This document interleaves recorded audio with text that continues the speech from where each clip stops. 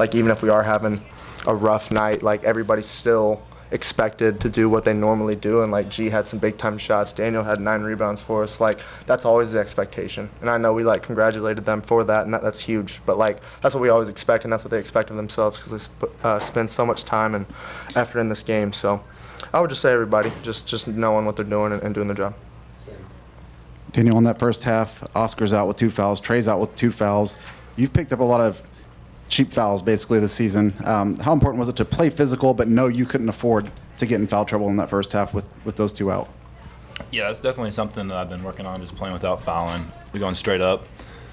I think I did a much better job of that tonight. And just when Oscar's out, I just want to go in there and play as hard as I can. Braden, can you expound on just what was terrible about the first half from just your perspective? Was it just not running the offense the way it should have been run, or not executing the way you wanted to? I mean, I think I had 3 turnovers, a block shot that they had on me, so I would count that as 4 because they got the ball.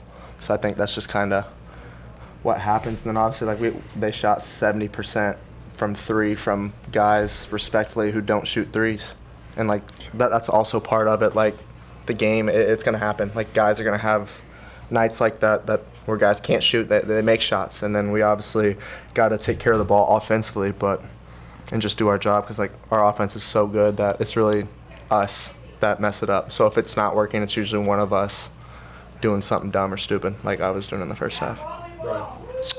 Gicarri, how significant was this in the big picture in terms of the way you guys have to win moving forward, that this, comeback kind of started with defense? Yeah, they were hitting a lot of tough shots, like Braden said. Like, there are people that don't shoot threes that much. They were hitting like all their shots. So, we all had to, get together, keep huddling, like move on to the next play. It's very important in Big Ten play. Like every possession matters. Like most of their shots would come towards the end of the shot clock. We would play defense for like 28 seconds, and then on that 32nd we would give up. But I feel like we did a much better job in the second half defensively, making them, do stuff that they don't like to do. And, we got a couple of turnovers, a couple of rebounds, and we got to push it. So I think we did a good job. Braden, your offense will get a lot of attention, but defensively you got a lot of starts in the second half. Just taking on a one-on-one or one-of-one kind of talent like him, what was kind of the focus?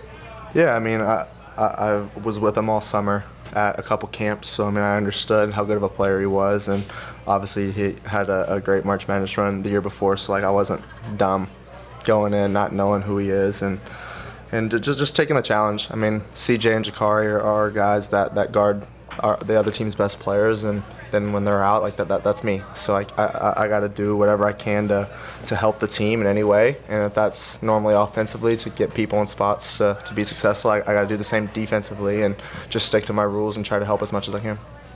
Daniel, kind of same theme as what I asked Braden. What's it like for you to see the crowd get into this for these Big Ten games? It's unbelievable. It's super fun. It's probably been the most fun environment that I've played in so far. I think it just means so much to us with the students, and everybody that shows up. It really helps us, and it means a lot.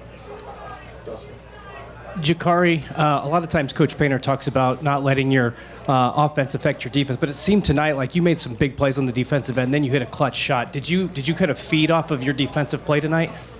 Yeah, I think so. Every time I, got a steal or forced a turnover, I feel like that just, like everybody in the crowd, all of our teammates, they got hype, and that definitely helped for offense too. When I shot that 3 in the second half, I knew it was good. So yeah, I think it was just the basketball guys rewarding me for that. But yeah, I gotta keep doing that every time. Like this isn't just like one game. I gotta keep doing it for the rest of the season. Each game I get out there for sure.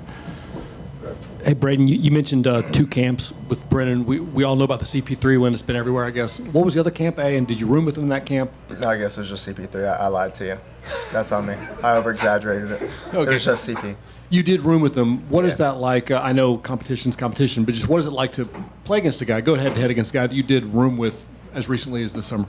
I thought we just built a relationship off the floor, and obviously we don't go to the same school and play together, but just being with him for the 4 or 5 days that we were together, just kind of learn about different things. You can pick up stuff that he sees on the floor and vice versa. So I think it's just cool to be with somebody like that, of his talent, and obviously I have a lot of respect for him and Iowa. So it was just cool and a fun experience. Two more in the front. Gicarri, there was a crucial play in the second half that looked like it was going to be an open layup for them, and Oscar comes in and cleans it up, and you chase down the loose ball and draw a foul. And it seemed like that kind of woke the crowd up, got you guys into it. How pivotal are those moments, just the hustle plays that don't go down on the stat sheet but can flip a game? Yeah, very pivotal. They gave us an extra possession, and that's what we needed to, go on our run, and that was very important. And everybody, all of our teammates were super hype after that, and the energy just feed off to everybody. So I think that was a very, big play, for sure. Braden, you mentioned that three-point shooting for Iowa in the first half. Just what was off there? It seemed like just a lot of overhelping that was leading to that. Where did you feel like there were shortcomings, and what has to be better in the future? Yeah, I mean, honestly, it's good and bad because, we have the shooters that we want shooting the ball, and they just made plays. And I think that's what it is, but I think we had little mess-ups here or there where we weren't sticking to our rules to allow them to be open or anything of that sort. But I think for us, that's what you want, right? People that don't shoot threes to shoot threes. And they had a day, so we got to just tip our cap off and go down and try to score. Thank you, guys. Thanks, guys. Thanks, all.